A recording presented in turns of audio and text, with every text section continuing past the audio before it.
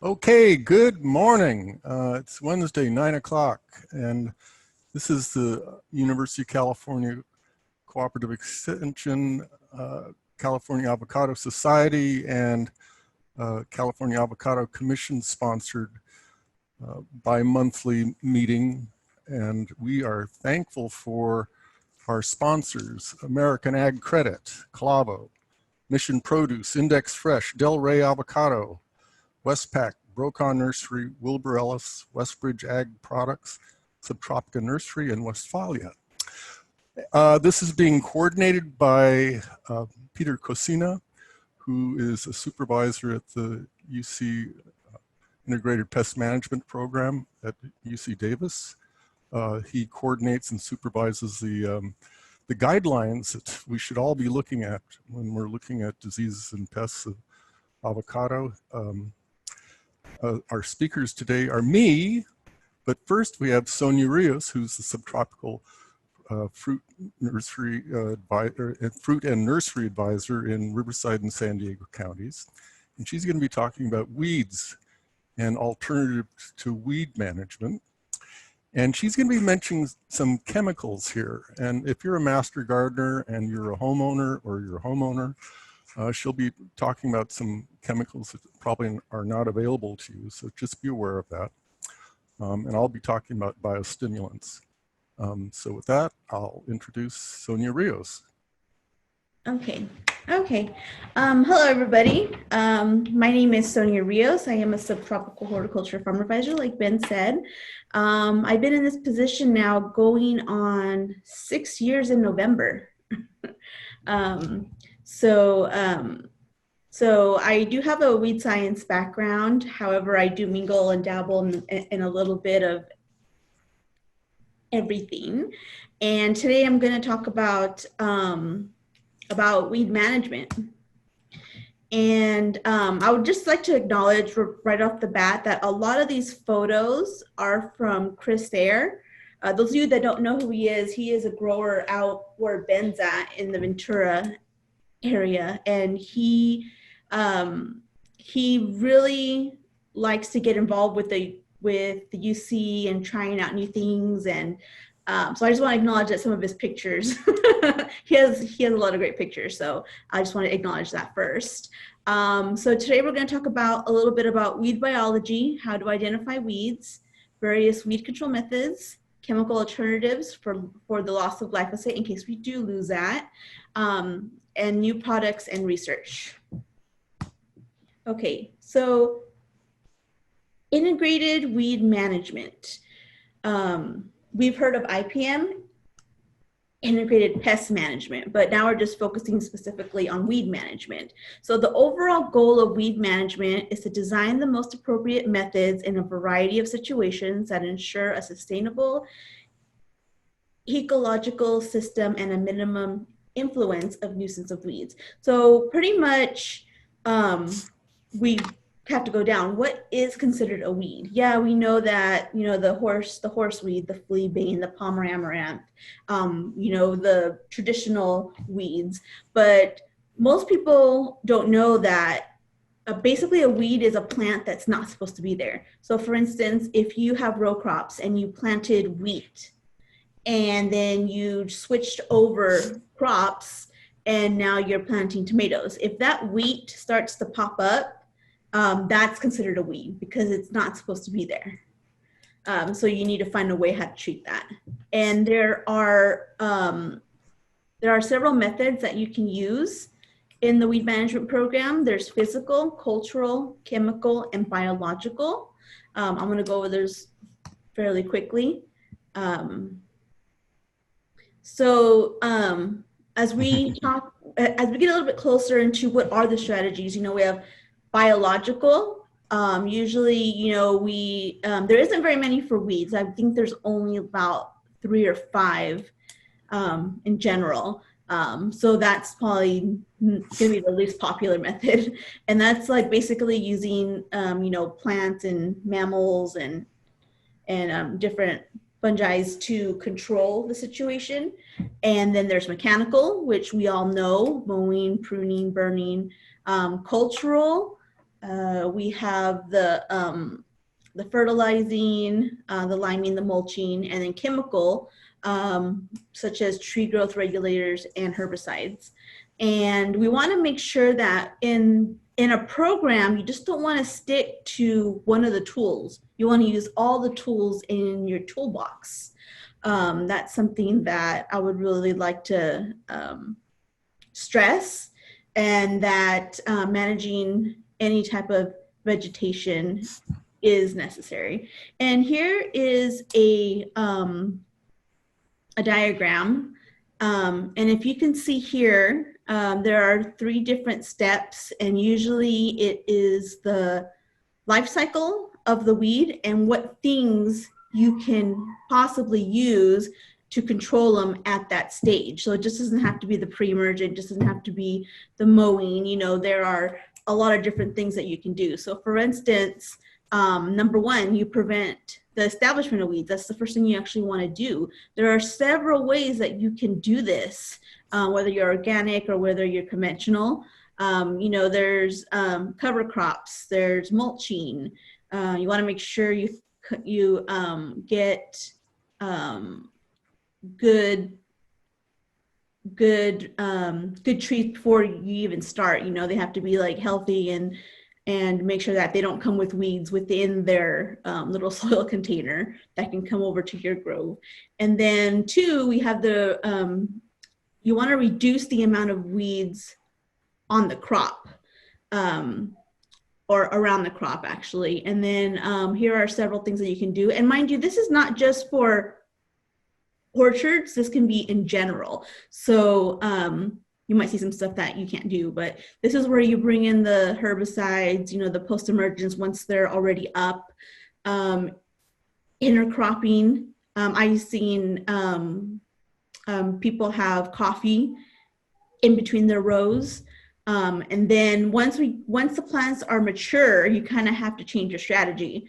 You're gonna have to bring in the mowing, the post-emergent herbicides. You can use it for either 2 or 3, and stubble management and hand weeding if you're a smaller grower. And most of the San Diego growers are the smaller growers, and they usually use a lot of strenuous hand labor for that. So then we go back to, why do we even need to control weeds? We know that a lot of the times the younger trees are more at risk than the bigger trees are.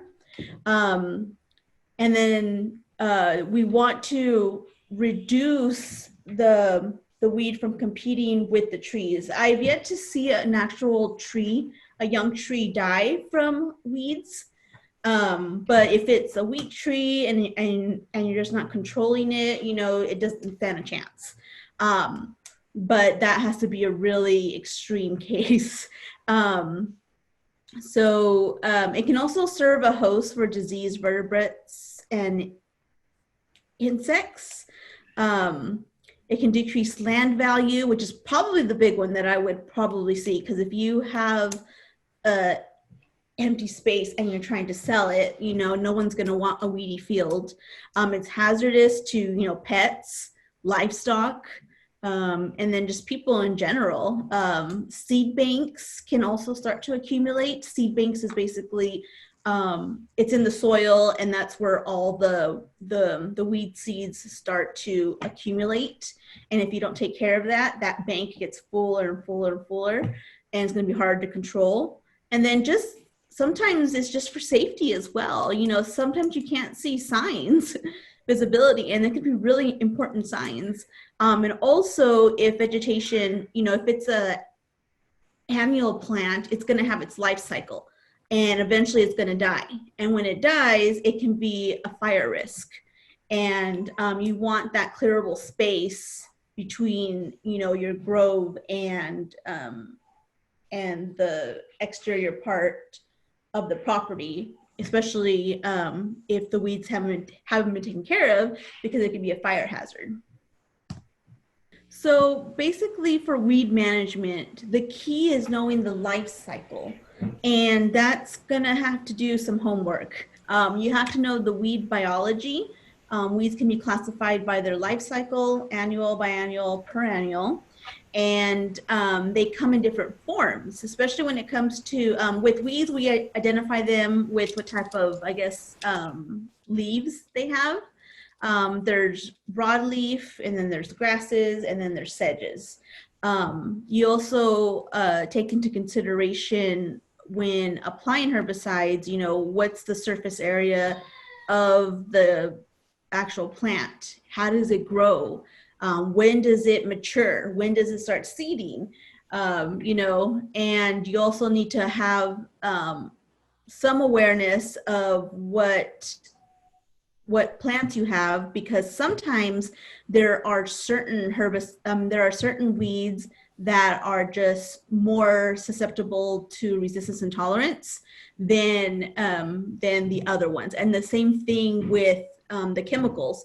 If you do use chemicals, there are certain chemicals that are known to be infamously used over and over again, and then can also create resistance. Let me go back real quick. Okay, yeah. Okay. So obviously we need to scout, actually get out of the truck and walk the rows. I've come into a lot of problems where you don't see the plant itself, and it just gets out of control in a certain part of the grove. And not scouting by foot is probably the biggest mistake, because weeds are growing at all different rates at all different seasons, and you need to create a schedule for you to actually walk the grove, as many parts of it as possible. And I know that takes time, and some of you guys do have like a PCA, so if you are having a weed problem or starting to have a weed problem, you know, just stress on the PCA, because like I said, a lot of people are focusing on invasive pests. So that's where most of their, you know, time and money goes to. So life cycles, perennial life cycle. Perennials live more than 2 years, with seed production occurring as early as the first year. For perennial species, vegetation propagals such as rhizomes, tubers, and stolons are actually a challenge to try, because you think that, okay, I'm just gonna mow these weeds. Guess what? You still have the entire root system. Oops, sorry. Or you pull out one, like the top ones, and then the other ones start sprouting later. So these are a little bit more tricky. Field bindweed is a good example of what a perennial life cycle is. And they're a little bit more difficult to get rid of, because if you don't get rid of that root system, you're gonna have that plant coming back again. Then we have the 1 year life cycles. Basically it's they're grown from seed, maturing and producing seed for the next generation in less than 1 year. Usually we divide them by summer and winter, and some examples of winter grasses, you know, you have the not grasses, the weeds. You have the shepherd's purse, common chickweed, yellow London rocket, and annual bluegrass. And then summer annual weeds, they could shift to crabgrass, knotweed, prostrate spurge, and these are a little bit more difficult to control, I would think, because especially in Southern California, we have that climate, which is always sunny, and most of these weeds do thrive on heat. Then we have biennials, which we don't see as much. These are mostly, you know, noxious invasive weeds. These have a 2 year life cycle, growing from seeds and develop into heavy root systems the first, followed by seed production in the second year, and then eventually the plant dies. A good example of this is bristly oxtongue, and like I said, most of the ones that will fall into this category are noxious invasive weeds. Then we're gonna jump straight into, since we know what we need to know in order to start fighting these weeds, I'm gonna go over the 2 biggest weeds that I think that are important to the avocado industry, and that is hairy fleabane and horseweed. Horseweed and hairy fleabane plants are usually difficult to distinguish from each other until they get about the 12-leaf stage. Once the plant bolts, that means bolting is how it grows. It goes straight up. It's easy to tell the difference. When horseweed, right here, when horseweed bolts, it sends up a single primary vegetative system that is erect with dark green leaves that are 4 inches long usually and are crowded together with an alternative arrangement. So alternative, you can see here, there's on this side, this side, this side. And the system is the stem is either smooth or covered with shaggy hairs. That's why when I tell you, you need to scout, you actually need to physically get out of the truck, look, get boots on the ground, actually pick up the plant. You can use your eye lens to see if it has these characteristics. And for instance, hairy fleabane, unlike horseweed, develops into multiple lateral branching without a central stem and has leaves that are much narrower with rigid hairs. The distance between the leaves is greater in hairy fleabane than it is in horseweed. And at maturity, horseweed can be up to 10 feet tall. You'll see it, it goes straight up. Whereas hairy fleabane is usually, it's lower to the ground. It's only 1.5 feet to 3 feet tall. That's, but by that time it's kind of a little too late, because then you have a problem because you already see what the plant looks like as an adult, and it can go into seeding. So here's a good example of what horseweed looks like. Right here, it's at a really small stage. And it seems that horseweed and hairy fleabane seeds cannot survive more than 3 years under field conditions. So that gives you a chance, because there are some weed seeds, for example, I don't know, they're trying to think of one right now. Well, anyway, there are some seeds that can live up to 80 years in the soil. Horseweed and fleabane, they can only survive 3 years. So there's also that into consideration you need to look into, is how long can these weeds survive within the soil bank. Controlling plants before they produce seed is probably critical. These guys are infamous for being a prolific seed producer, and I'm sure you guys have seen fleabane to where if you touch the plant, seeds just get dispersed everywhere. It's kind of like a dandelion. They kind of float all over the place. So action should be taken with these specific weeds. Action should be taken when they are young, usually before they start producing seed. Okay, so there are 2 things that we know are problems when we think about weed management, especially in California. The first problem is the diverse growing conditions. San Diego is different than Ventura than Riverside, and then you have some of the growers up in the Central Valley. There's no one size fits all for chemical control. It's pretty much tailored to what you have and what type of problems you have, and whether you're organic or whether you're conventional. So that's the first problem that we run into. So usually, like the UC IPM guidelines, they're a guide. They're not, this is how you're supposed to do it. If you have any other questions when it comes to specifically your property, then that's when you come to myself. There's Brad Hansen, there's Ben. We can help you on helping you, I guess, design your specific program. And then the second problem is that long-term use of single mode of action. So if we continue to use the same herbicide over and over and over again, we can actually create resistance. And a good example of that, we all know, is glyphosate. So Roundup it's become a huge problem, especially in row crops, especially when it comes to Roundup ready crops, which means that they are, those crops you can spray with glyphosate and it won't kill them. So they're genetically, they're basically modified to withstand that. And we usually have the resistance problems and usually row crops. However, I am starting to see a lot of, for instance, in the desert, we have dates. The Palmer amaranth is, it's running rampant right now. And Palmer amaranth is a weed that is known to become resistant to herbicide, especially the chemistry of glyphosate. And when it comes to avocados, I usually see a lot of grasses and a lot of fleabane and horseweed, which are infamous to get on getting resistant to glyphosate. So focusing a little bit more on the first problem, the diverse growing conditions. It's limited in some cases by economics.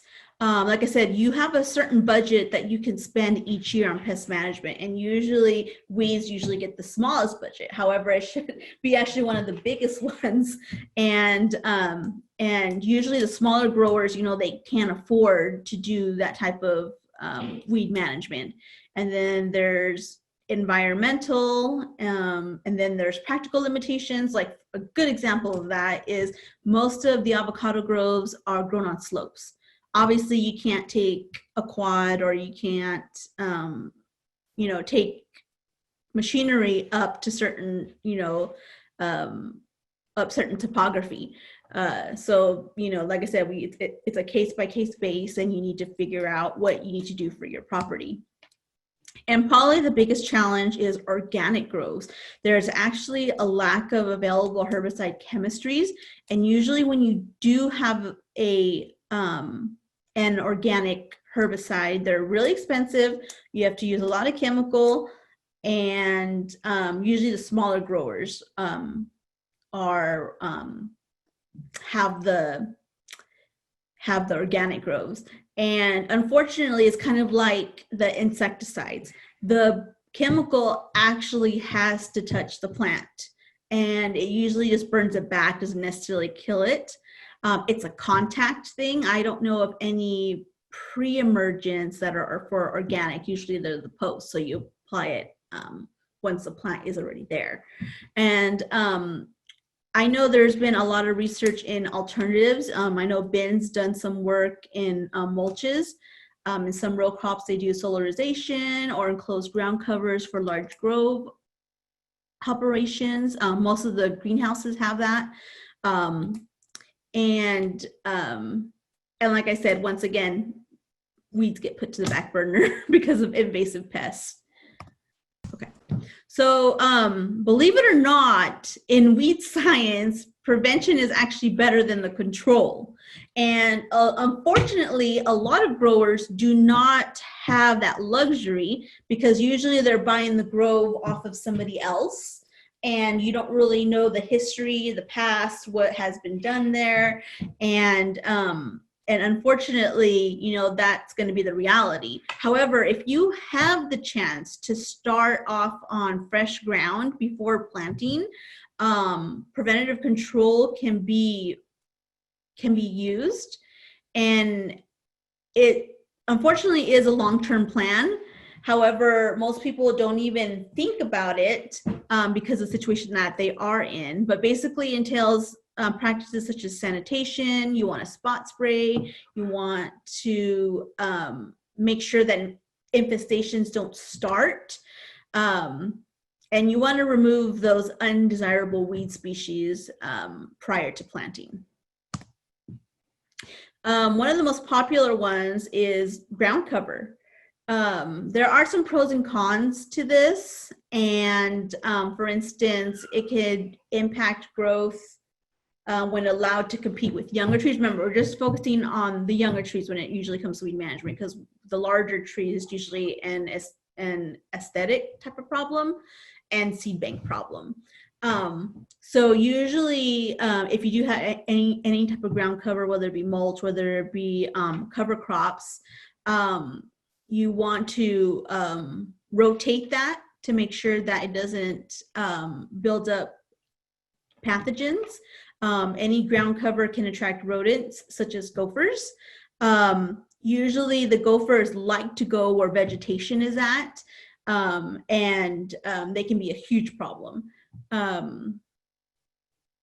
It can also cause some frost damage. So if you know you're in a little pocket where, let's say we're going to have a freeze or close to a freeze, and if we're coming close to a freeze, your property just happens to be in that zone where it gets a little bit colder. Having vegetation on the orchard floor can actually make it colder. Because usually when the sun hits bare ground, it absorbs the heat. However, if there's plants there, it just bounces right back off. So usually there's no heat there to be kept, and it's usually 3 to 5 degrees cooler. And then currently there is no cover crop species that will fit all situations. So I just can't give you a list of, okay, this is what you're gonna plant if you live in this county or in this part of the state. And usually it's kind of like you have to do trial and error a lot when it comes to that. However, there are a lot of benefits to cover cropping, for example. It can alleviate soil compaction problems, improve water infiltration and water retention, which is probably one of the most important things, especially down in San Diego, because water is so expensive. We do plant a lot of the trees on slopes, so soil erosion is something that that you can benefit from. However, just remember the topography. Not all equipment that is used to handle the cover crop can go onto that part of the land. It improves soil health and fertility, and it tracks beneficials. After doing a run through, we had a specialist, Mary Lou Arpaia. She says that there are some growers in San Diego that she knows that purposely leave some of the weeds, or actually leaves the cover crops there so that they can attract bees. And we know that we want more bees, so that's one way of doing it. And then there's mulching. There are actually a lot of benefits from mulching, especially if you just planted the tree. What it does, it blocks the weed from germinating, and then reduces, the light level, because it's all dark. It's being piled up. Remember to, when you do apply mulch, don't apply it directly next to the tree trunk. You want to make sure that the mulch is not touching. It can actually damage the tree. However, going back to the benefits, it can help inducing evaporation from the soil, decrease water runoff. It can prevent soil from puddling, compaction and erosion, and basically increase your soil water holding capacity. So this especially is useful when it starts getting hot. And usually in the spring is, when you plant your trees and then you put your mulch on, they will have a good standing chance, a better standing chance if mulch is applied. And then of course, there's the most popular method, which is chemical weed control. If you are going to use chemical weed control, there's a few things that you really have to consider when you are applying it. First of all, is it the proper herbicide? There is broad spectrum and narrow spectrum herbicides. So if you have an annual bluegrass problem, you can get herbicides that are specifically used for grasses, or you can use a broad spectrum. However, remember, it is going to kill all that is there. So that's the only thing about broad spectrum. They work great, but they kill whatever they touch, pretty much. And then you need the proper herbicide rate. Putting more is not necessarily the best. There's a lot of things that can happen if you put more than what you're supposed to. There's the residual level. There can be phytotoxicity done. It can leach into the environment. There's a lot of things that can actually go wrong if you do not use the correct rate. And then there's the proper placement. Is it a granular? Is it soluble, and make sure that it's put in correctly into the water mix. And is it a direct spray? Can you put it through the water lines? There's a lot of different ways that you can apply. And then the proper timing. You don't want to apply the herbicide when the weed is as tall as I am. You don't want to do that. By that time, it's already too late. The herbicides are supposed to be used when the plants are under 5 to 6 inches, I believe. And usually, if you apply later than that, the plant's biology will actually fight the herbicide. With the proper timing, it also goes into, you don't want to go out there and spray your weeds at like 1 in the afternoon when it's like the hottest time of the day. Because what happens is that, like all plants, when there's heat, the plant starts to get stressed out. So to prevent from it stressing out more, it closes its stomata. And if you're using a post-emergent that needs to be systemically,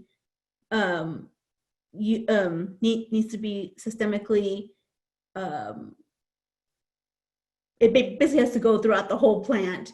If things aren't moving because the plant starts to shut down because of the heat, guess what? That systemic is not going to go anywhere. So it's not going to be that effective. And also, for instance, if you think that you can mow down weeds and then apply herbicides, that's not a good idea, because there could be perennials there, which it'll do nothing. And then, for instance, if you do chop off the top of the weeds to make them 5 to 6 inches, the plant gets stressed out, so it starts to shut down, and it usually closes the wound where it was at. So when you apply the herbicides, and if it's in that situation, guess what? You just wasted your herbicide, your time, your money, because it's not going to uptake it. And then there's the proper way to apply it. Are you spot spraying with a backpack sprayer, a CO2 sprayer? There's different ways to actually apply it. And then, for instance, like the herbicides that are for organic use, remember, they have to come in contact. So you need to make sure that it's calibrated correctly, that there is enough pressure to move the droplets to actually touch the plant. And then, of course, you need to read the label. It's probably one of the most important things that we need to do when working with chemicals. And unfortunately, herbicides can fail. It isn't, this glorious tool that we can all, use and expect to work 100%. They can fail. It could be environmental. It could be what type of soil that you have. Maybe you have more of a clay soil, which doesn't accept the herbicide to move systemically throughout the soil for pre-emergence. Leaching can occur if your land is too sandy. And then erosion. And then there's wind. Usually you want to spray as early as possible. Usually wind doesn't usually pick up till around 10 or 11. Well, it does in San Diego and in Riverside. We usually recommend to spray before like 10 or 11 in the morning. And then there's temperature. Remember, you don't want to spray between like 1 and 5 for sure, because the plant's going to start shutting down, especially during the summer, spring. And then herbicides also, it could not potentially land on the crop itself. I mean, not on the crop, on the weeds themselves, because of volatilization and degradation. Basically, that's basically the movement of the herbicide, that it's going to go somewhere else. So if you have I would think that this would be a problem in Ventura and most of the coastal areas. If you spray when early during the winter, usually, you know how you get that mist that's in the morning. Usually volatilization will actually happen. So you think, you're 6 a.m. and it's foggy and things like that. You spray, guess what? The spray actually stays in the environment and then floats away and can cause damage somewhere else. So phytotoxicity is real, and it can happen. It happens a lot. And then there's things called weed shifts. you know, and it's not enough that you know that your herbicides may not work 100%, but if you do use them, you get weed shifts, which basically with the repeated use of herbicides, certain weed species may become dominant due to selection for those that are tolerant. These populations are not herbicide resistant, but weed shifts due to herbicide use can be caused by using a herbicide to which the species is tolerant to. That's why you need to know the chemistry and biology of the plant.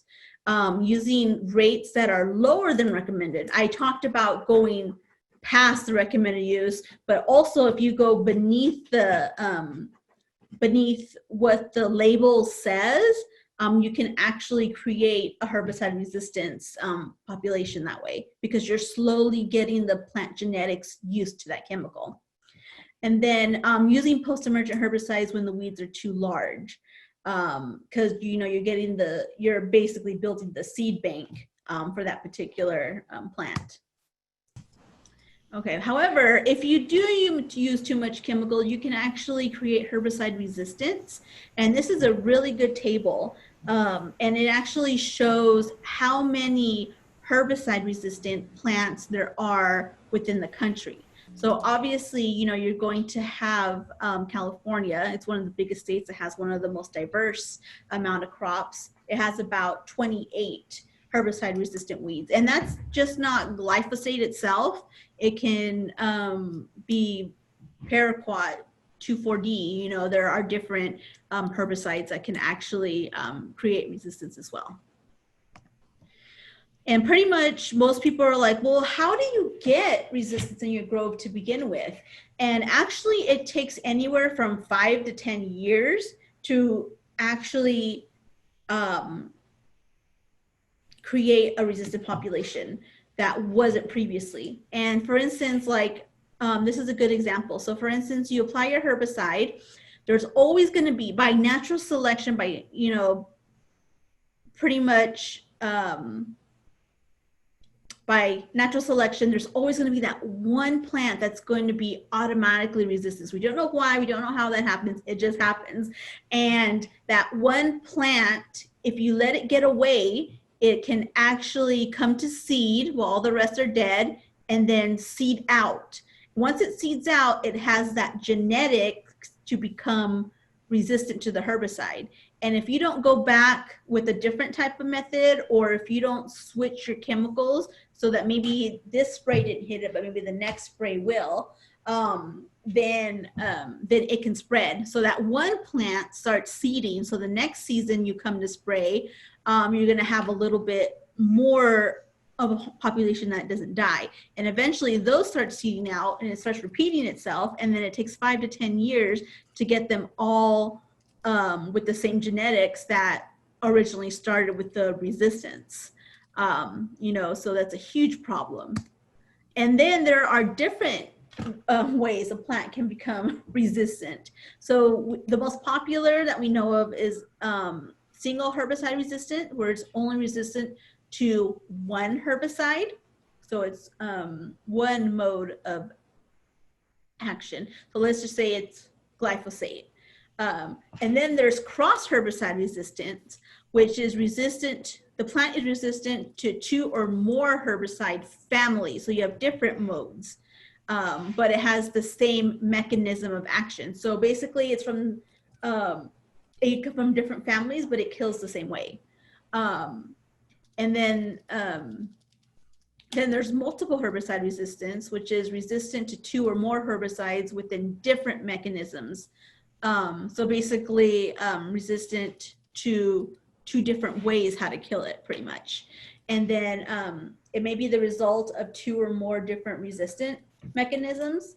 And like I said, like a good example, I know it has nothing to do with permanent tree crops, but for instance, a good example is, I don't know, dual resistant cotton.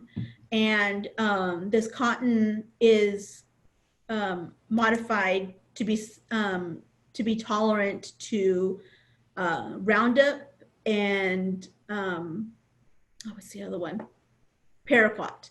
And so eventually you can get dual resistance or multiple resistance because you're constantly using those two over and over again. So if you think that because you're doing different modes of action, you're doing well, yeah, that's a step forward, but you also need to make sure that the same mechanism of action is different as well from that. And the lack of chemistry is registered for specialty crops like the avocado. You know, there's more that needs to be done, pretty much what I have to say. So this is a good chart. You can find it on the UC Davis Weed Rec webpage, and this gets updated on like a regular basis. And I think this needs to be updated one more time. There is one out there. So here we have all the different types of specialty fruit. And then here we have all the herbicides. And then here we have the site action. So usually, you know, it tells you the family where it came from and how it kills the plant. And as you guys see here in avocados, there's a lot of N. The letter N means this chemical cannot be used in avocados. So we don't really have a choice of using that many tools within the toolbox. And the two that the ones that are available can only be applied when it's non-bearing. So when the trees are fairly young is the only time when you can actually use it. So as a specialty crop grower, you know, we're kind of pinned into only using glyphosate. That's where it kind of gets scary. Okay, next I'm going to go into, well, what is currently being done? Because we went over, you know, what are the problematic weeds? How do we deal with those? How do we use more tools? Well, unfortunately, we're at a dead end, especially when it comes to herbicides, which is the most common method used. And our biggest goal is to prevent herbicide resistance. We do not want that. And the herbicide it's probably going to happen to is the Roundup herbicide chemistry. And it's been under scrutiny for so many years, especially this last year. There are some places that are banning it. You can't use it. I believe someone sent out something that says that San Diego County, their laws and regs and their regulation people, they want to discontinue it. And unfortunately, if that goes by or if that is accepted as a new norm, not using glyphosate, we're pretty much in a bad situation. So there's a project that myself, Ben Faber, Oleg Donovich, Ben and him are on the coast. And we also had our former Southern California weed scientist, Travis Bean, on this as well. But unfortunately, due to his passing, we actually have Peggy Mock now.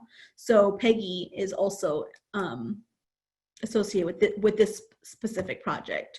And these are the treatments that we used in this trial. And pretty much, there are two that are not legally supposed to be used on bearing trees. The project that we're doing is adult to mature bearing trees. So we want to see what really happens to them when they're applied. And then because there's only so much that is used in avocados, we kind of dipped into the citrus group. So we have a lot of California registered citrus herbicides here.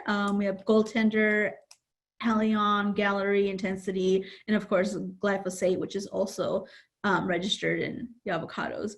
And we basically wanted to see if we spray this, will our trees survive, pretty much, and how much damage can this really cause? And you have to weigh out, okay, well, it's only damage, but only this far along, and then it grows out of it. You know, we have to look at the results.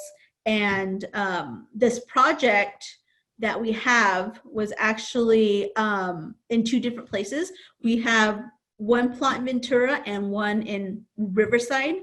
And just so we can get an idea, because those are the regions where the avocado can be grown.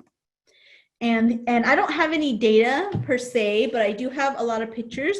These pictures are from the Riverside location. So Ben's pictures could be a little bit different, but this is the results that we got in Riverside. And here we have, like, this is 1 week after treatment with post-emergence. Remember, we have post and pre-mixed in there. Galleries seem to do a lot of damage 1 week. Matrix, which is a pre-emergent, but also has some post-emergent to it, like Trevex. So these two have some post-emergence. So it's a contact as well. Magnum, 1 week. Usually with pre-emergence, we won't see the damage till later. So I'm not surprised, but I'm surprised Gallery really got charred. And then we have Chateau and Allion. Allion did have damage 1 week after treatment. I wasn't expecting that, but it did. It did cause some damage. Then we go to the post-emergent treatments. Here we have some damage. Let me see, intensity, not so much. Suppress, not as much as I thought would actually, because it is an organic contact herbicide. And then we have glyphosate. And as you can see, glyphosate just totally killed part of the plant, part of the tree. So it just shows how strong it really is. And then remember, our main focus of this project is basically see if we spray it with this, what will happen to the trees. And but we obviously looked at the ground cover as well. So the 1 week after treatment, it could have looked like this, but remember I said how Matrix has some post-emergent compounds to it. It pretty much cleared it out. This was also a pre-emergent, so obviously there's going to be weeds there. It's the next population that's going to pop up that this herbicide is probably going to get. Prowl, Chateau, no surprise.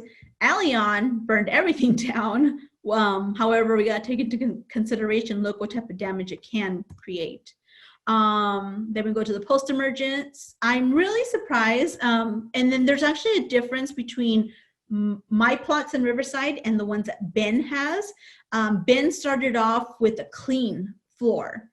So his results are going to be a little bit different. I actually had most of the weeds were at the seedling 2-leaf stage.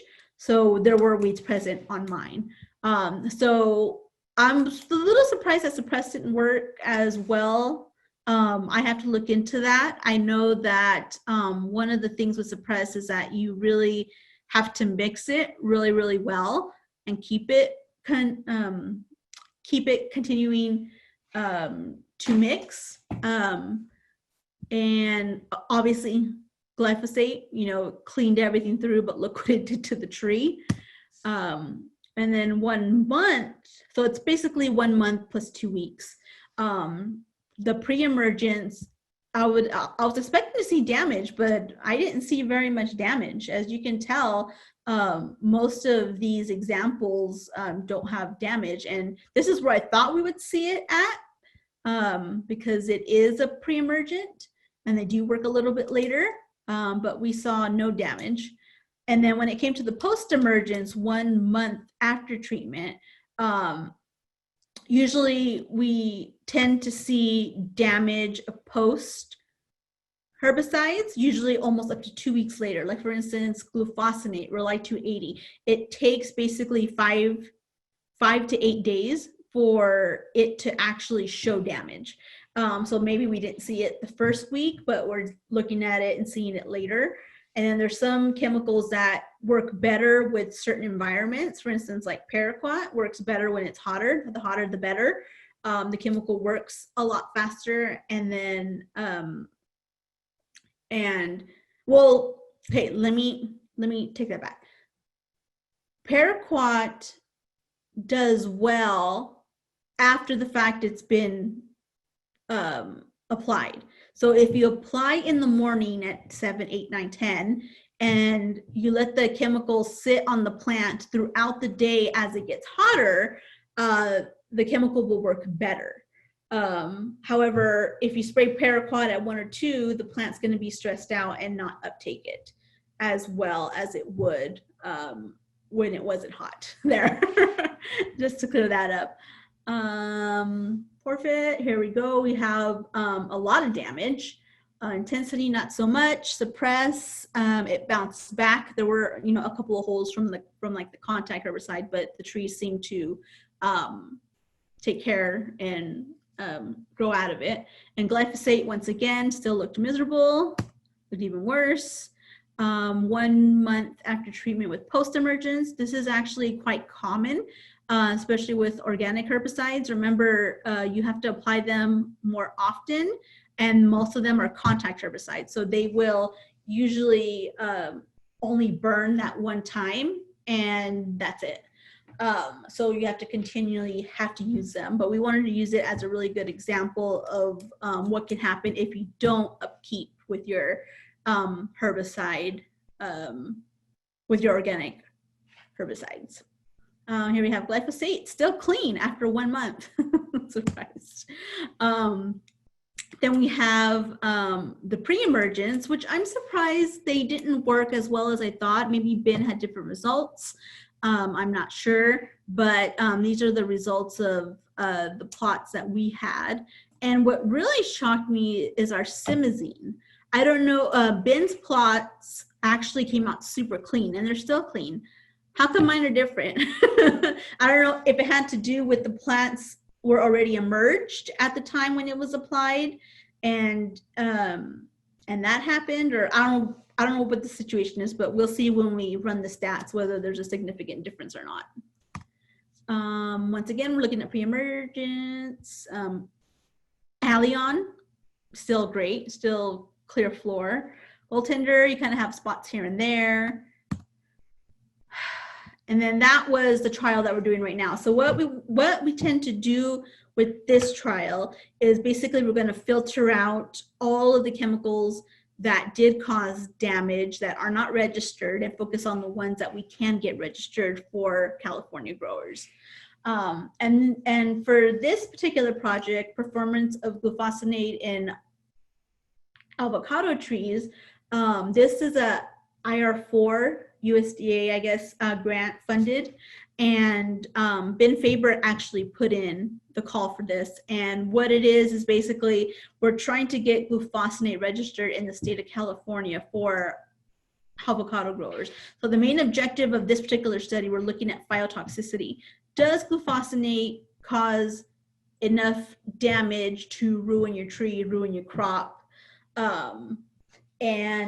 We also threw in glyphosate into this project as well, you know, Roundup. We did a tank mix as well as a regular dose of it. And when I did the project, I did it in Riverside. And these were the four main weeds that were in the grove at that time. Probably the most populated one was Fillery, London Rocket, and Fiddleneck. And they were small size, so that's when I wanted to spray. Here's the treatment list. I just want you guys to focus on this row right here. So the first treatment obviously was untreated. The second treatment was glufosinate at the 1x level. And then treatment number 3 was glufosinate at double the rate. So we have a single rate and double the rate of glufosinate. Then we have a single rate and double the rate of a tank mix of glufosinate and glyphosate. So we threw in glyphosate because we knew that was probably going to be one of the most popular herbicides that is currently being used. And if you are going to use glyphosate Roundup, you want to make sure that it's in a tank mix. Remember, we're mixing up those different modes. And then this project was sprayed in March. The first one was applied in March. The second application was towards the end of March. And then for this one, the level of damage to the plants 2 weeks after the herbicide was applied, there was a significant difference. That means that there was some damage that was apparent and did show up during the first time that it was sprayed. The second time, not so much, but it is unlikely any of the damage was caused by translocation of the herbicide, because glufosinate, it goes too slow and it doesn't work as efficiently systemically for that. So here we have, it can cause some damage. This is just an example of what the plots look like. As you can see, they're very clean regardless of which treatment that you use compared to the untreated. So that's just to show, they work. But pretty much the end of the story of this phytotoxicity study was that all the herbicide treatments had significantly higher damage compared to the untreated control. So obviously there was a difference between the control and the treatment. However, these symptoms did not prove fatal or compromise the trees, which is actually good. That's really good news. So basically this work, it's been done in different parts of the United States as well, and they're showing up with the same results. Yes, it can burn down your leaves a little bit, but the tree eventually grows out of it, believe it or not, and it's still, producing just fine. You still want to really not, you don't want it to drift onto the plants. However, it can happen and usually does happen. And just know that if glufosinate does get registered in California, it should happen pretty soon, hopefully. They're on their last stages of testing. And actually, I did the first round, Peggy Mock did the second round. So I want to see if maybe they're going to ask us to put our stats together for that and find out.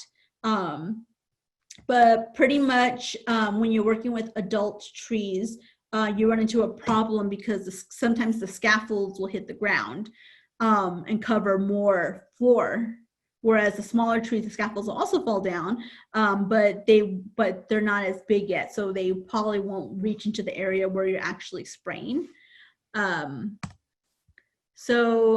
Basically, I know it's a lot of writing, but pretty much I just wanted to say that most of the plants that were sprayed, they did have really good control. I'm not gonna go over this slide too much because of time. But once it's posted, you guys can look back to see how the herbicides worked on the specific plant populations. And since we did that glufosinate trial in small trees, which is what we actually wanted to see because the mature trees can handle a little bit more, especially if the herbicide will touch the bark. We also did it on large trees. However, when it came to the large trees, because the way that the avocado tree grows, it actually blocked out a lot of the floor. So no weeds were actually present, which is actually a good thing. Once again, this project was actually done at South Coast Research Station. And it followed the same protocol that the younger trees had. And once again, just look at the rates here. We have the single, double by itself and tank mix with Roundup. And as you can see here, there was no really significant difference, which is actually, good. That's actually what we want. So here's the good example. So here's the untreated, and this is what the mature tree leaves look like once it was hit with glufosinate. As you can see, it caused damage, but it's not a life or death situation. Because like I said, glufosinate does have a poor translocation ability, and it's more of whatever it touches, it will damage.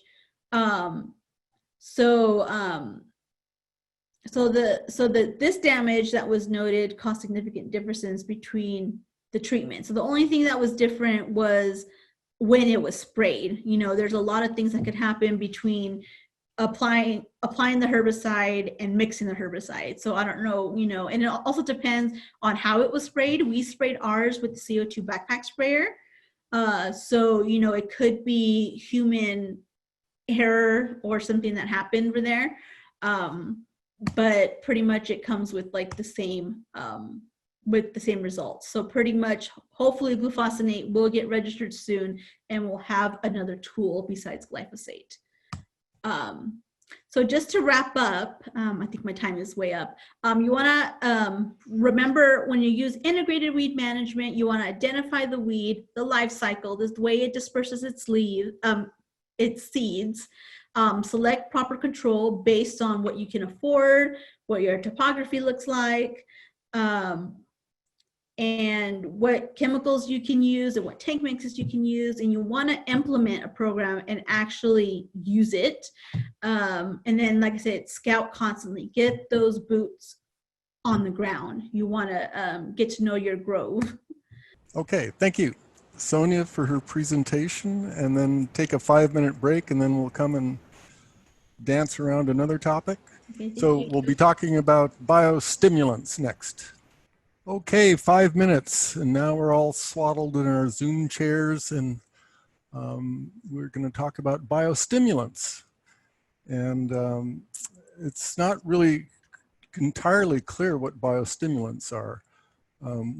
We have some idea that it has something to do with living things because the prefix of bio. So it's somehow a stimulant to a living system. And there's a lot of words out there that use bio, like biocontrol and biofertilizers and biopesticides and biological farming, which is another term for organic farming. But it's a term that has been tried to be defined many ways, but here's a definition that I like. A biostimulant is a substance or microorganism that, when applied to plants or the soil, stimulates existing biological and chemical processes in the plant and or associated microbes, for example, mycorrhizal fungi. That enhances the plant's growth, yield, and or quality through improving nutrient uptake, nutrient efficiency, and or tolerance to abiotic stress, such as heat, drought, saline soils.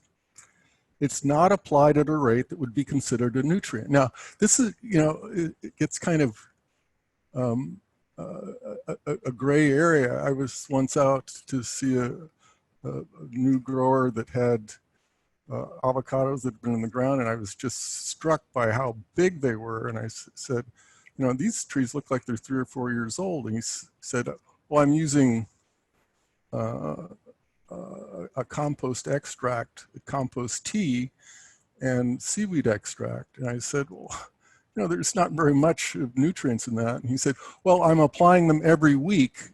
So, you know, you know, you can increase the dosage of these things so that they do become a nutrient. But they're typically limited in economic terms of how frequently you can apply them so that they would become a nutrient. Biostimulants are not regulated for efficacy. So a pesticide, as you've heard from Sonia, herbicides, you know, you apply them at a certain rate, you can expect a certain reaction. And they don't have a guaranteed content the way a fertilizer is. So if it's a 10-10-10 fertilizer, you know it's got a certain content of nitrogen, phosphorus, and potassium. Whereas a lot of these biostimulants can vary considerably in their concentration of what is claimed to be in there, significantly to the point of not being alive as it's supposed to be. Something to remember is there is no substitute for proper irrigation, disease management, and nutrient management. You know, good horticulture in a timely manner is always going to, you know, return the greatest yield for a crop and for the total environment. You can't expect a biostimulant to raise the dead in most cases. So a few facts.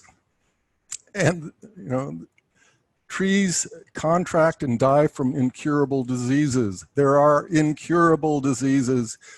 HLB is one of them in citrus. Trees can be infested with hard to treat insects. So, you know, we have some invasive ambrosia beetles that once they get into the tree, it is really difficult to treat them. Trees will not tolerate conditions where they are not adapted to grow. So and there are certain situations that are going to kill and hurt and damage trees. You know, if you get a heat spell of 118 degrees, there's no way you're going to protect against something like that. So, you know, you can't expect a whole lot of extreme situations to be turned around by a biostimulant, or for anything by that manner, other than protection or irrigation or shading or something like that. So it's a tough world out there just to farm, but for plants to grow. There is a lot going on. And in the last 20 or 30 years or so, this concept of the soil food web has developed, and it kind of associates the interactions that go on in a living orchard.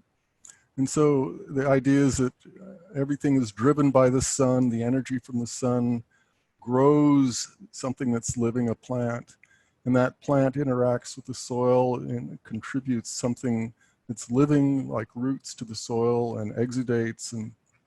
But then this plant dies, and that organic matter becomes food then for bacteria and fungi, which are fed on by nematodes. Most nematodes are, in fact, free living, and they're feeding on bacteria. They're not pathogenic. This leads to a higher, what's called a trophic level, a life stage where, you know, the plants are ultimately feeding birds and animals. And in fact, you know, those animals are feeding other animals such as coyotes and so on. So the idea is this is kind of a flow of energy that goes through the system. And this is a very simplified idea, but I want you to keep in mind that these interactions that are going on in an orchard. So there are system constraints to farming for a plant growth. And these, you know, ultimately are limited by the light and the temperature in the orchard. One of the hardest things to do in avocado production is the variability that exists along the coast. You know, right now in Ventura, it is foggy outside, and they're forecasting warm weather in 2 days. So there's a lot of variability, and these can constrain the plant. Water always is a problem, getting enough or getting too much. This is a case where we had asphyxiation during the year when we had a lot of rain about 5 years ago. So, but more commonly, air is important for roots, nutrients. And then we have stresses where we get too much light, too much heat, too much water, too much salt. Salt, effectively, in this case, this is boron. Boron is an essential nutrient, but if we have too much boron, we can get dieback, or too much wind. Here's an example of too much light. You know, we need light to drive photosynthesis, but if you get too much, you can get an excess and you get collapse of tissue. So how do we avoid these stresses? Well, we do it by watering and fertilizing, pruning, leaching, being a good farmer. So one of the ideas is that biostimulants are going to be able to help bridge these problems. So we have this concept of a yield potential. An avocado tree will yield a certain amount of crop. And we had a trial 20 years ago where we looked at irrigation, and we had 15 acres of trees, 109 trees per acre. So we had about 16,000 trees that we were evaluating, 1,600 trees. And we had yields anywhere from 5 or 6 pounds per tree to 500 pounds per tree. So, and there's a huge yield potential within trees.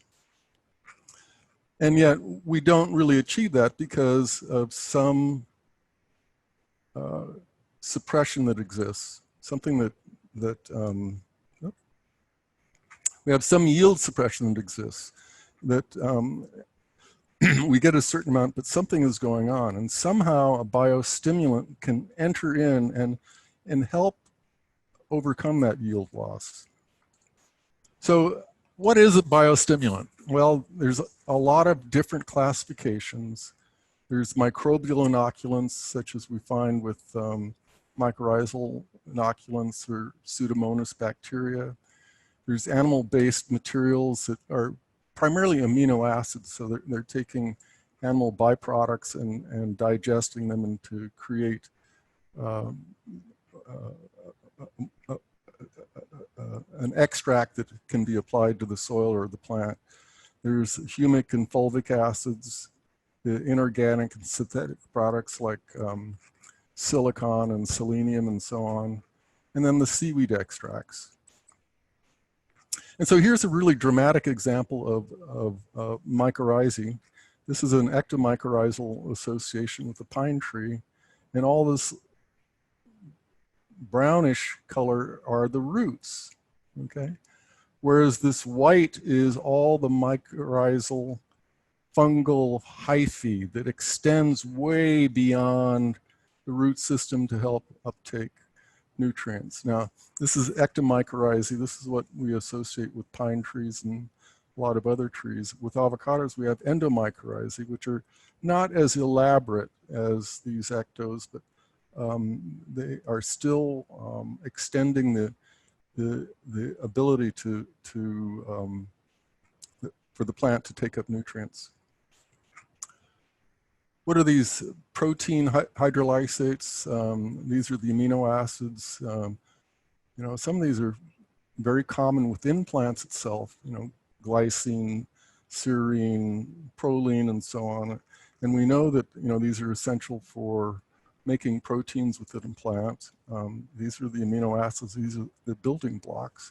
And for many, many years, it was unclear whether amino acids could even be taken up by plants. Because they're a larger molecule than most of the ionic forms of nutrients. But it turned out some of these can be taken up. The humic acids, okay, these have been around for a while. We look at the fulvic acids, and you know, we talk about these materials as being part of the humus layer, the human, the recalcitrant, as it's called, the resistant material, the organic material in soil. It turns out really the humic acids and fulvic acids are kind of an artifice of the extraction process that is done to, principally in this case, it's soft coals that are mined in either Arizona, New Mexico, or North Dakota. These are not as humble as humus in a way. Something I want to put into perspective again, this whole idea that, you know, the soil is a massive buffer, and a buffer is something that wants to resist change. Soil resists change. It does not want to change its pH easily. It does not want to change its organic matter content easily. It does not want to change its temperature easily. And just to put this in perspective, what's called an acre furrow slice, that's an acre 6 inches deep, weighs about 2 million pounds. And it's going to vary whether it's a sandy soil or a clay soil, but it's around 2 million pounds. And if it's a 1% organic matter, that's 2 million pounds, that's going to be 20,000 pounds. Most of the soils in California, you know, if they're not a forest soil, are about 2%. So that means there's 40,000 pounds of organic matter in most of our soils. And then if you look at an avocado orchard and you've got, you know, a foot deep of leaves of mulch, that's probably another 200 to 400 tons of material, of organic matter. So an avocado orchard has a lot of organic matter present in the soil and as with the mulch. Much of the organic matter in the soil is humus, this humble material.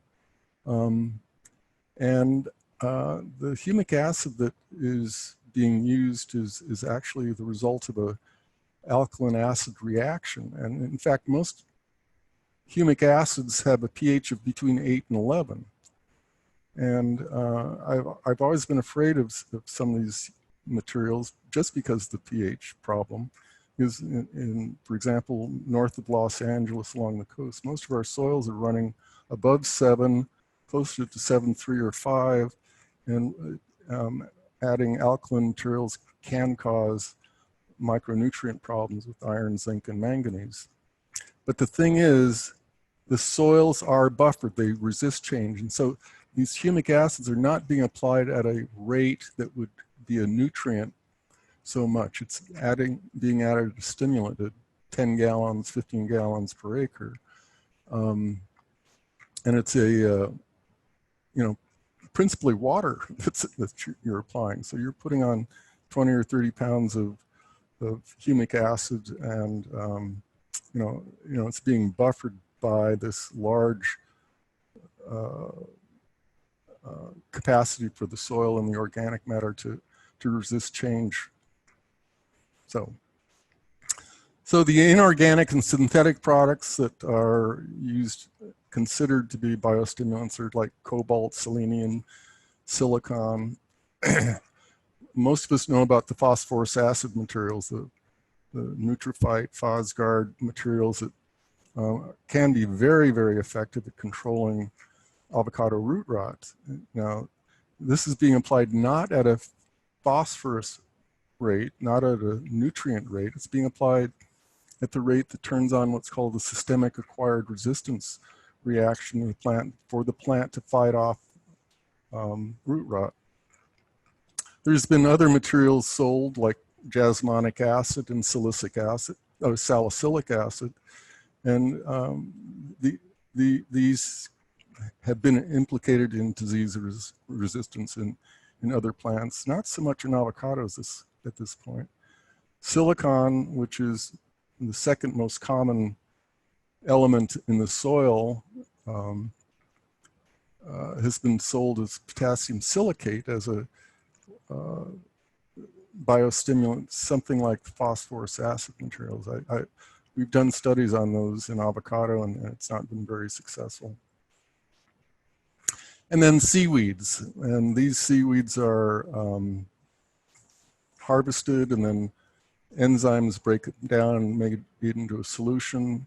These things are almost unknowable. They're loaded with hormones, cytokinins, gibberellic acids,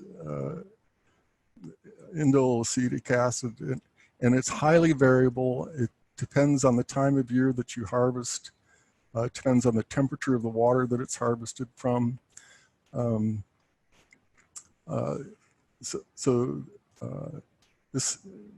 It has nutrition as well if it's applied at the right rate. Okay, some products are actually promoted as multifaceted, as they're sold as a biocontrol agent and as a biostimulant. So we registered trichoderma as a biostimulant, but also as a control agent for hypoderma, which is a fungal disease in citrus. It's been sold also as a protectant as a way of stimulating plant growth. So there's a lot of crossover in these products. Okay, so back to talking about yield. So biostimulants, and one of the things we shouldn't forget is that when you're farming, you're also farming the soil, not just the plant. So what is the total approach that we're doing to the farm? We don't want to just increase yield. We want to increase the carbon content. We want to increase the health of the soil. So you could actually change this from what's the yield gap analysis to the healthy soil gap analysis. So we've got this yield potential out there, and you can never get 100% of anything. It's like trying to get the last dribble out of the yogurt jar. You cannot get it out. You know, you're always going to be something less. So, you know, we talk about 80% of yield potential as being good farming. And I've always said, if you're 80% right in your irrigation, 80% right in your irrigation control, 80% right in your labor management, 80% right in your nutrient management, you are doing a good job, because it's hard to do everything just right. And it's the most limiting factor that it ultimately dictates what the yield is going to be. So, but in actuality, some people are not at 80%. There's something less than 80%. So there's this yield gap right there.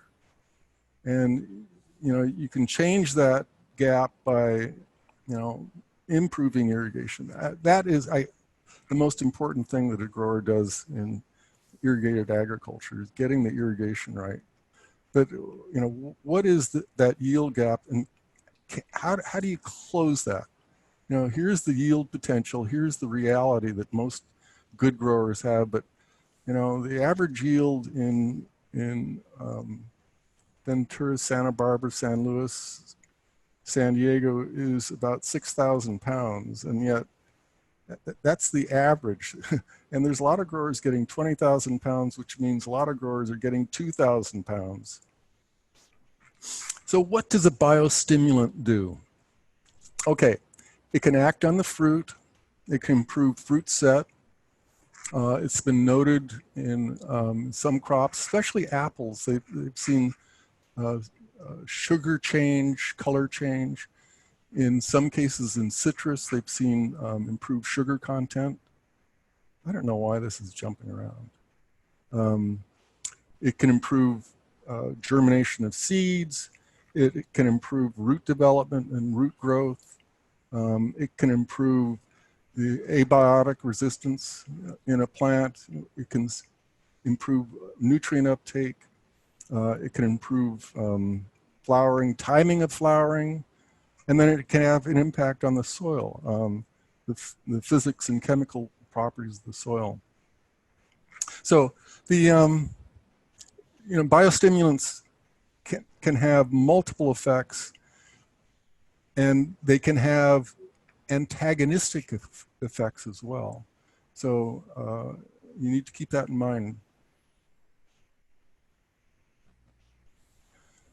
So the question is, are the biostimulants acting directly on the plant to relieve stress and improve nutrient uptake?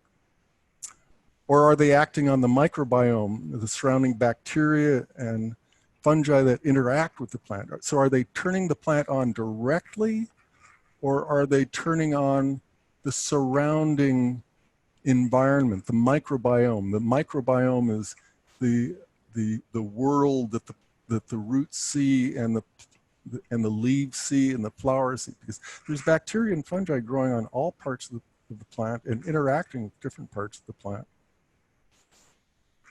So the microbiome, the environment that the plant lives in, is one of the most diverse in the world, on the earth. So there's bacteria and fungi on leaves, there's bacteria and fungi in the roots, there's bacteria and fungi within the plant, and they're interacting directly with the different parts of the plant.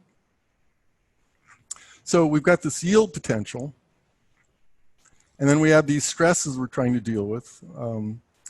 And are the biostimulants turning on the plant? Are they telling the plant there is something coming, be prepared for it? Is it priming it? Or is it causing a response that is able to counteract this cause of yield loss? And so we're getting complicated here now, and it is complicated. And it's one of the problems with biostimulants, is that we really haven't figured out exactly what exactly a biostimulant might be able to do. So there are interactions with the plant creating flavonoids that can turn on nodulation. You know about the legumes and rhizobia, the bacteria that become part of the plant actually and fix nitrogen from the air.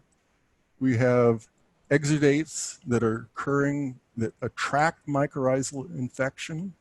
So the plant is actually inviting infection to occur. The plant can actually change its acidity in the immediate environment of the root to attract certain bacteria that can then improve nutrient uptake. The plant is actually immediately interacting with the surrounding environment. Plants are, plants are much more interactive than we ever thought in the past. So here is a real life example that comes from a trial that I did with John Mengi, a UC plant pathologist, where we were trying to increase the level of Bacillus subtilis and Pseudomonas putida. These are beneficial bacteria that could aid in avocado's combat with Phytophthora. These bacteria have been associated with reducing diseases in lots of other plants, primarily annual plants like petunias. So we went to a root rod orchard in Somas, which is near in Ventura. And over a period of 3 years, I either added mulch or kept mulch out of the orchard.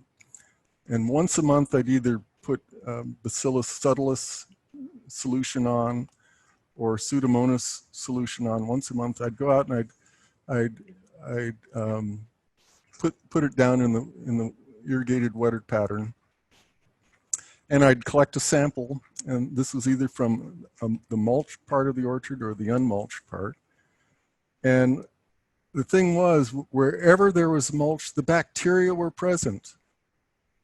And where there was no mulch, there were very few introduced bacteria.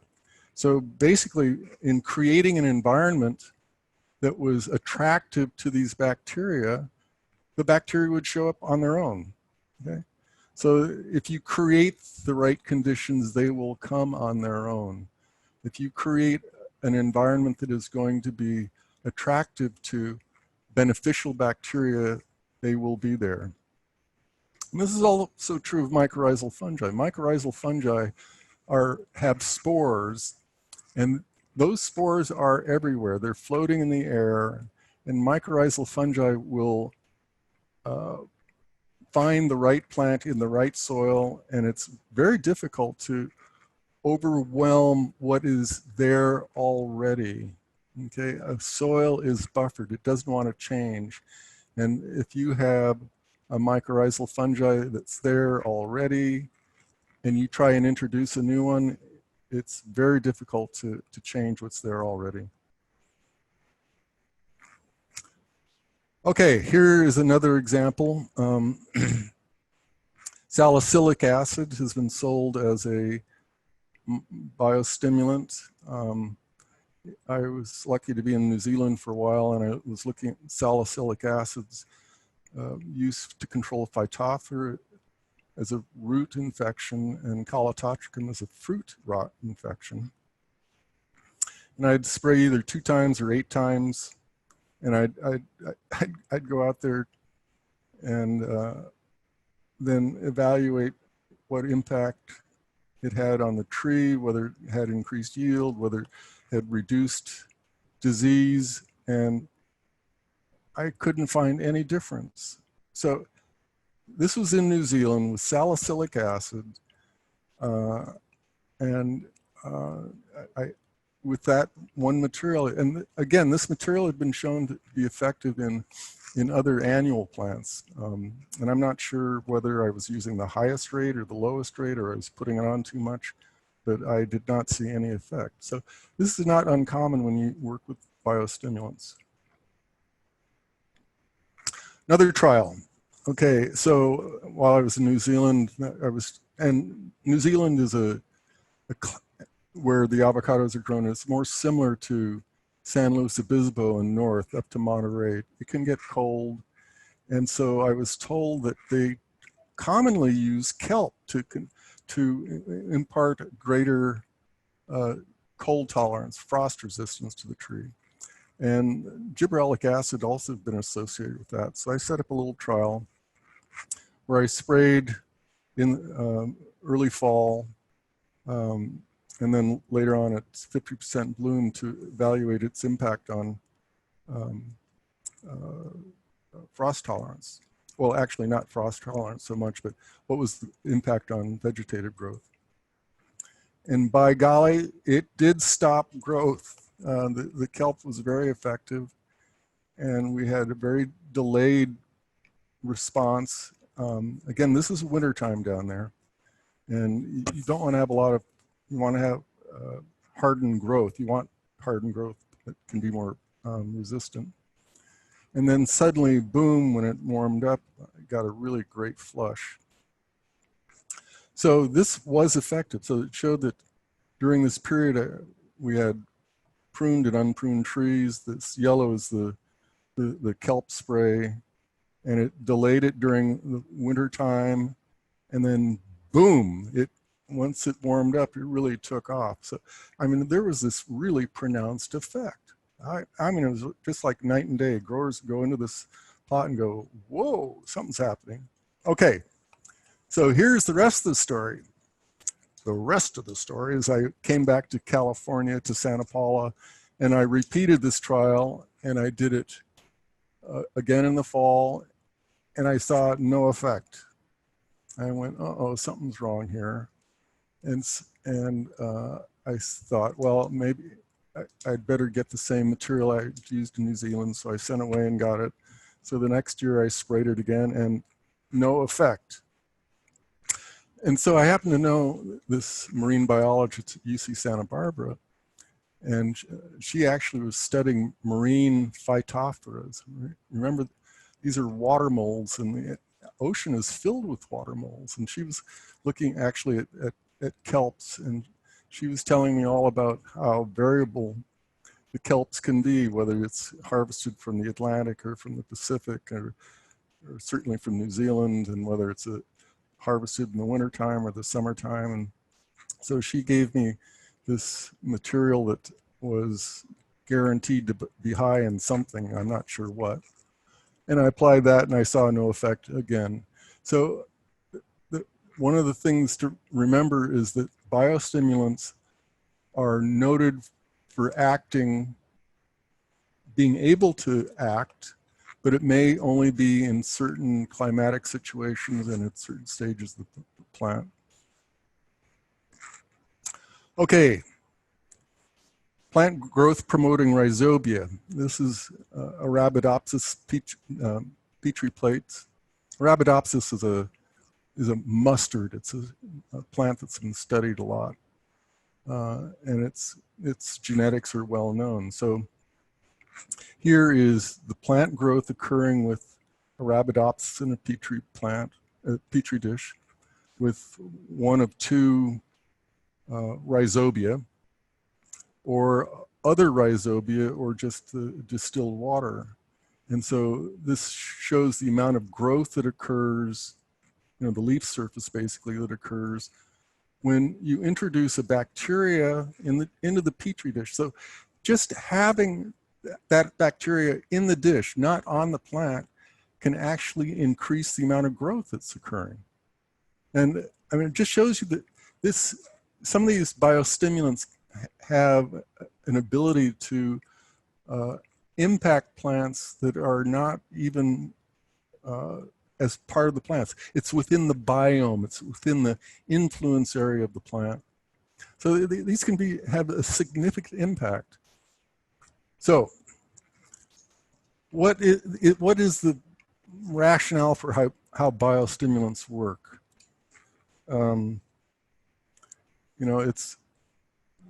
They somehow increase plant vigor either by setting them up.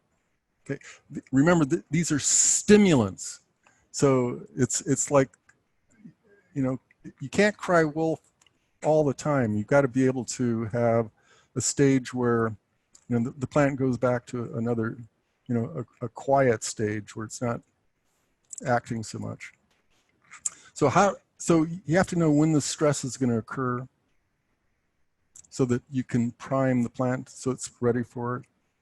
you have to know what the biostimulant is targeting. Remember, for example, in the seaweed example, there are so many different hormones present in there. And we actually had some of these registered as plant growth regulators. Okay, they're actually registered as a type of pesticide. Is there a yield penalty to using that biostimulant?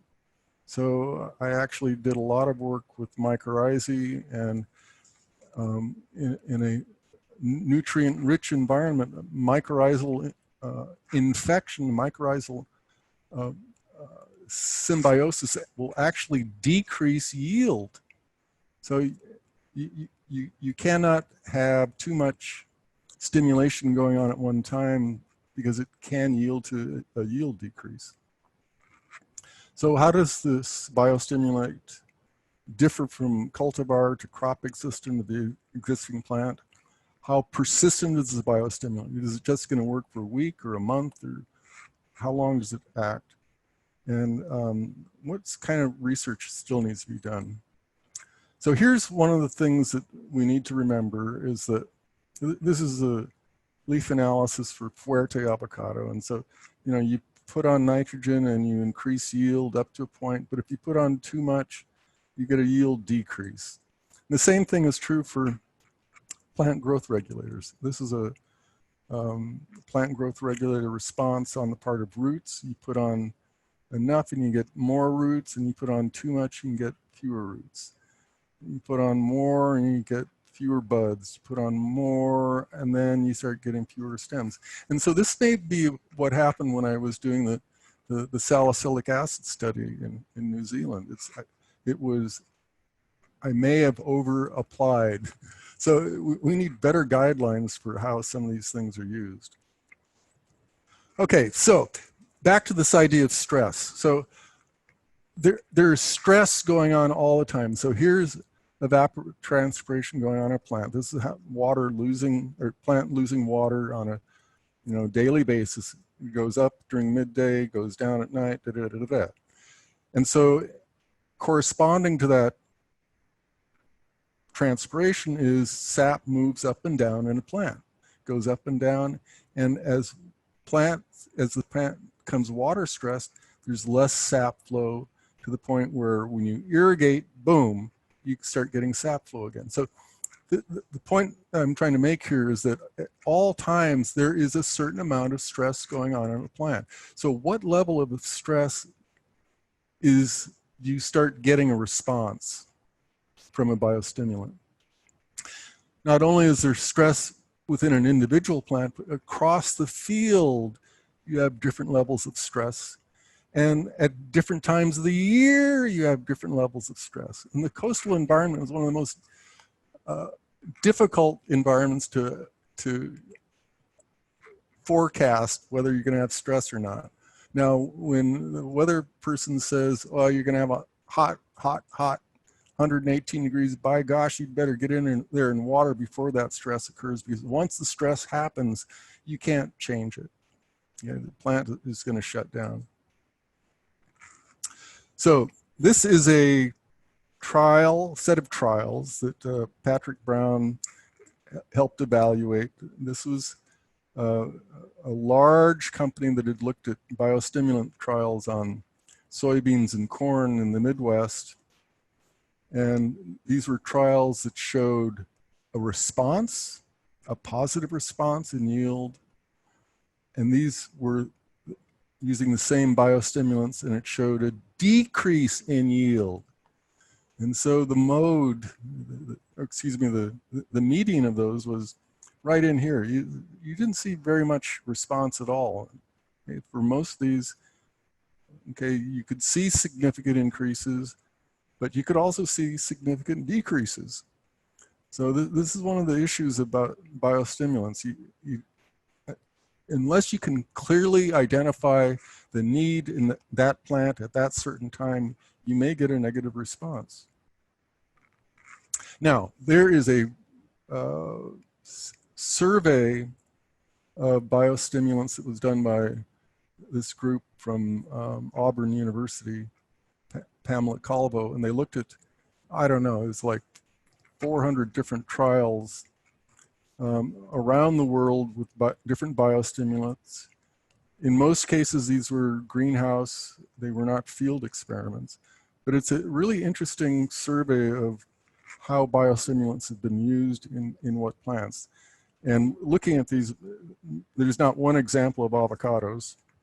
And that's one of the problems with avocados. It's not planted on a scale that warrants a lot of study. You know, you really got to look at corn and soybeans, and if you're looking at apples, you might have a chance.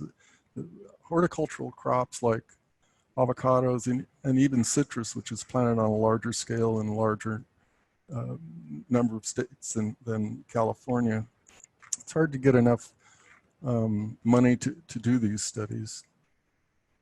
But it is well worth looking at. It's online.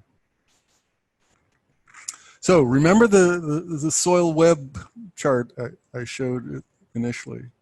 So this is really the more complex environment that a plant is seeing. It's seeing inflows and outflows. It's seeing the plant propositioning bacteria and fungi. It's seeing much more complicated environment than we ever thought. This is out of a recent publication that covers biostimulants. The whole thing is on biostimulants, and it's I forget what it costs. It's like $60. It's well worth going through. Okay, so how do you approach biostimulants? Well, we need more research on how they affect the plant during stress, and you know, we still don't know, is it acting directly on the plant or is it acting on the surrounding environment. They have a significant potential to yield, you know, like that data. I mean, you can get, bam, big yields, but you can also get negative effects. Modern agriculture in general has ignored the microbiome, soil health. How do these fit into a sustainable agriculture? How do we use these to improve our soil, improve the environment that the plant, the avocado, is growing in? Unfortunately, all too often we learn how to use these biostimulants in a greenhouse or a laboratory situation on potatoes or sunflowers, and then we say, okay, this is how it works, and then we try and put it on avocados, and nothing happens. We need to know more clearly how these function and how to have them work in our favor. And we need to do our own field studies. And all too often, for example, with humic acids, they're applied at the same time that you're putting urea on through your irrigation system. Well, what the heck is going on there? And so, you know, you go out and you buy something and you go, well, I'm going to put it on my orchard. Well, how do you know it's actually working? You know, put it on 2 or 3 or 4 trees, test it in your situation. San Diego is not Santa Barbara, is not Kern County, is not Redding, is not, you know, is not Ohio. All too often, you know, ideas that come out of England are applied to New England, and then they go to Ohio and they work, but they come here and they don't work. So my gosh, this has got a life of its own. So a lot of this stuff, these ideas are derived from discussions I had with Patrick Brown up at UC Davis. He's a plant physiologist up there. He's done a lot of work on plant nutrition, primarily of almonds and walnuts, not with avocados. He's done a little work with citrus, but he's done quite a bit of work with biostimulants. My mouse has got a life of its own. I didn't touch it, it just changed on its own. Are there any questions? There are, if you still have time. So I got time, you got time. So would you say that biostimulants are more effective on young trees? A young plant is always going to be more effective than old guys that don't want to change. We're really buffered. Yes. So a young plant typically, you know, it's invigorated. It's open to change. It's open to damage as well. Okay. So this example I gave of the grower in Santa Barbara who was spraying seaweed and compost tea on a weekly basis, boy, he was making those darn trees jump out of the ground. I was so surprised. But, you know, if you tried to do that on an older tree that has got hardened off leaves, you know, you got a much larger surface area that you're trying to change. They don't change very fast. So, you know, when we do our trials, we often will look for younger orchards because it's, you know, you'll see change sooner than if you were to work with an older tree. Okay, and here is one kind of summary for your verification if that's true or correct understanding. So would you say that the growers are wasting their money purchasing bugs to put on their trees since they will come anyway if the right environment is created? Now, if we're talking specifically about mycorrhizal fungi and bacteria, I personally would say you are wasting your money because this in a natural world, these things are everywhere. They're spreading. The Glomus mossi, which is one of the most studied mycorrhizal fungi, you can find the spores in Antarctica. So you're breathing it right now. So life forms like to be in a certain environment. If they find it, they will proliferate. And once they proliferate, you're not going to change that, you know, by trying to introduce a tea bag full of something else. So I'm sorry, that's my own opinion. Would you maybe summarize the practices or some biostimulants that can help to create the right environment and are worthwhile for a grower to apply? Okay, we go back to good horticulture right now. If you have a irrigation problem, a biostimulant is not going to help. So this is icing on the cake. So you got to have everything going along pretty well before a biostimulant is going to kick in. You know, you cannot turn around a dead tree. So, you know, review all of your other horticultural practices and then consider a biostimulant.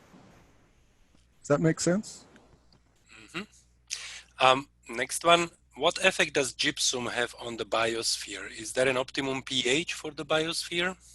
Okay, remember gypsum, well, maybe gypsum is calcium sulfate. It's a neutral salt. It will not change pH of the soil, okay?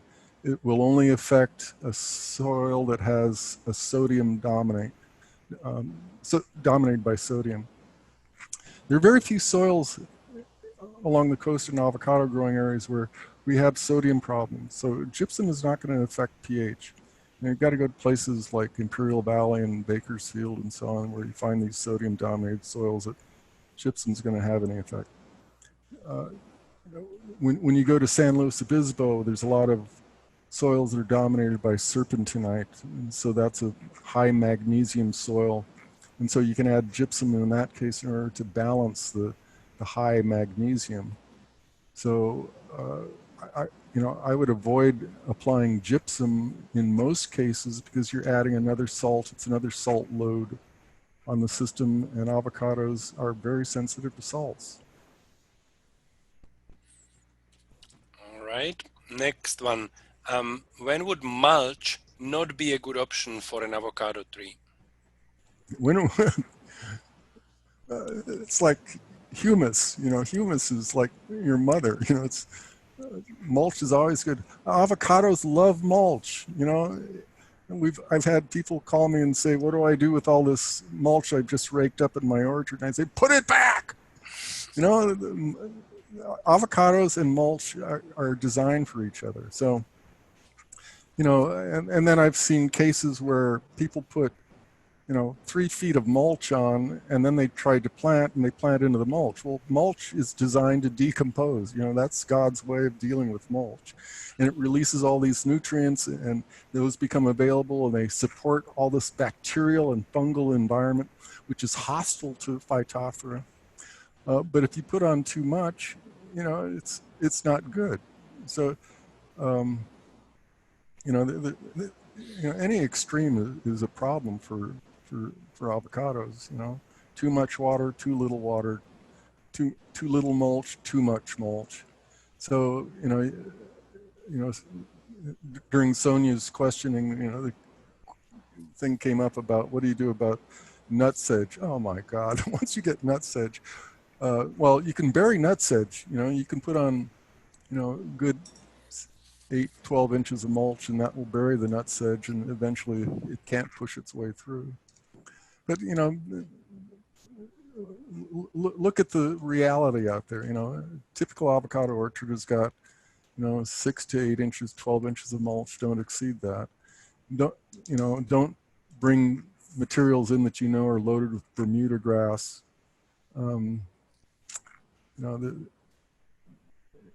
Just practice basic hygiene. Okay, the next one, which is interesting. Can avocado roots, when combined with the appropriate fungal elements, fix nitrogen from the atmosphere?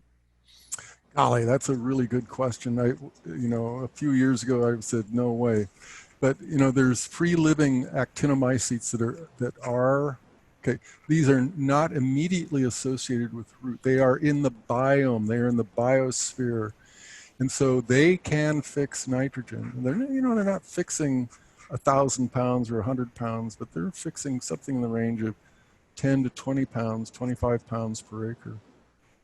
So there are these free-living actinomycetes, are this kind of weird fungal bacteria that can fix nitrogen.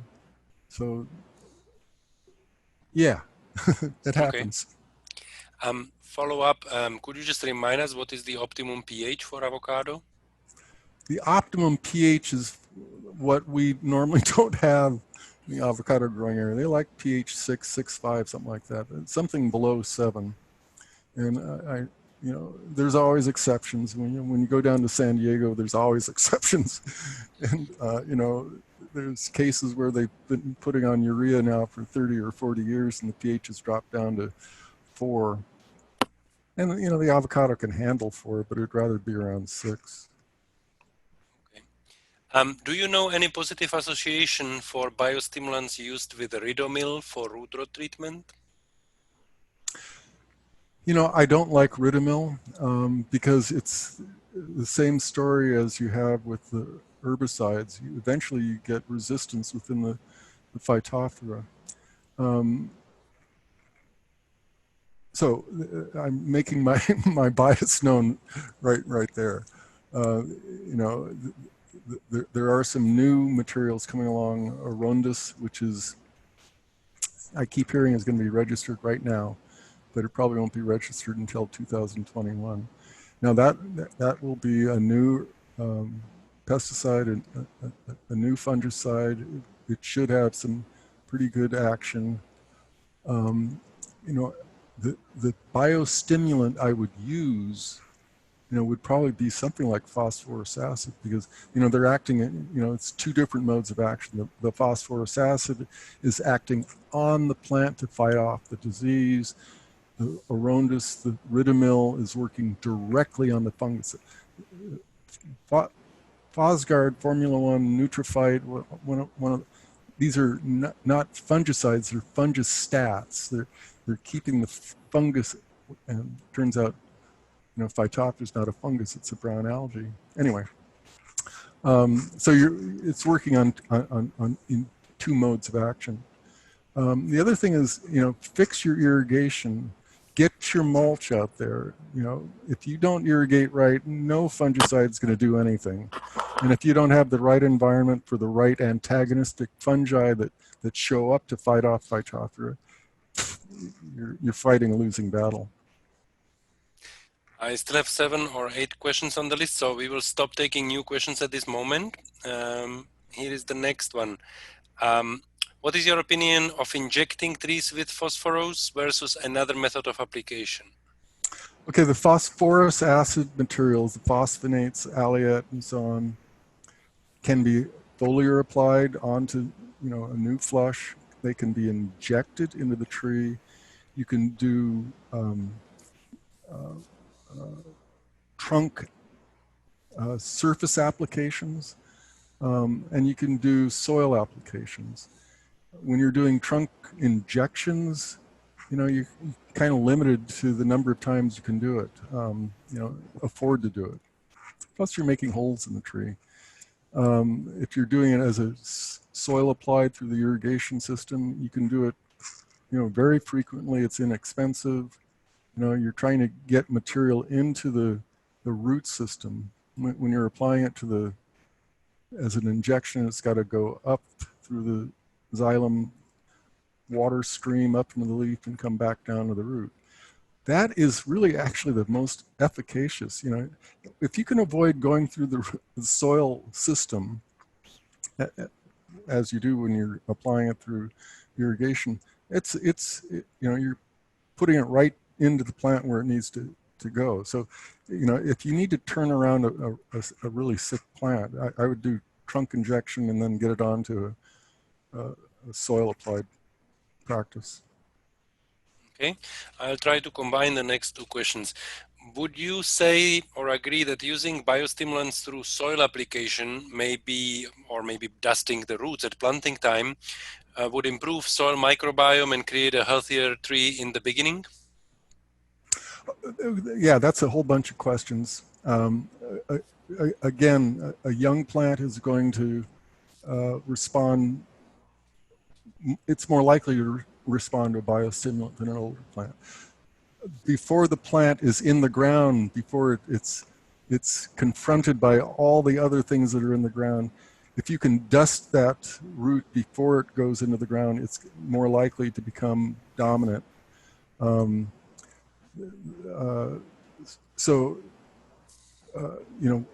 Again, soils are buffered. They have their own activity and they don't want to change what's going on.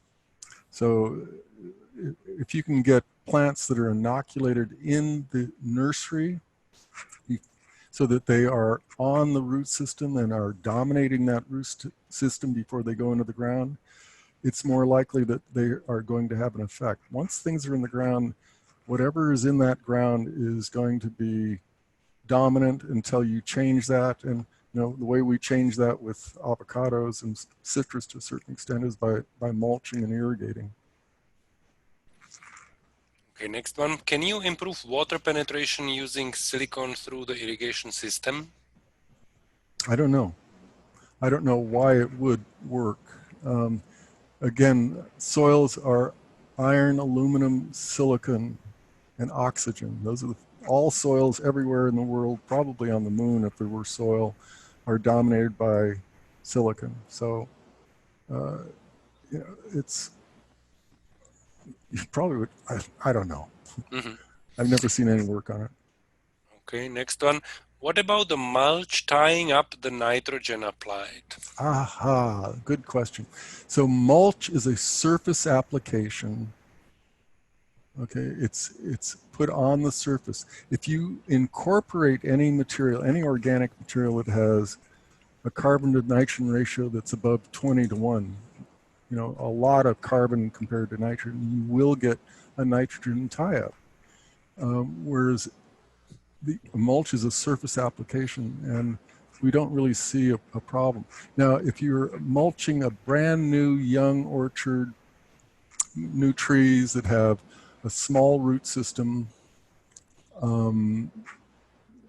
you can see a little bit of growth suppression, and I would compensate that by putting a little bit more nitrogen. But they're different worlds. You've got the soil world where the roots are, and then you've got the mulch world above the root system on top of the soil. So no, you don't see a nitrogen tie-up. Okay. This will circle back to the gypsum. I thought gypsum was good for root rot. Are you saying it should not be used because it increases the salt load in the soil? Okay. I misunderstood the question. Yes, gypsum, because calcium actually has an impact on the mobility of the Phytophthora zoospores. Those spores are a life stage. The Phytophthora has a flagella. It's a little organ that helps it move along. And some really interesting work was done at UC Riverside by a graduate student where, I mean, how much time do you have to spend doing this? Well, she actually was measuring the length of the flagella and how easily they moved around. And so gypsum's part of this integrated management practice for controlling Phytophthora. It's not the only way, but it helps reduce the spread and how easily it reinfects the trees. So we apply it at a rate of 15 pounds per young tree. So on a mature orchard basis, you might be looking at something more like 8 or 100 or 1,000 pounds of gypsum per acre, broadcast. And yeah, it can have an effect. But again, it's a salt. It's a slowly soluble salt, though. Okay, last two. What is your opinion on the use of the dichlorprop-P as a bioregulator instead of as a herbicide? I don't know what dichloropropy is. So I don't know the answer. Mm-hmm. I don't understand the question. I'm sorry. Okay. And then the last one is again kind of verification. Is it fair to say that if a good farming practices are applied, it's hard to say if a biostimulants can make a difference?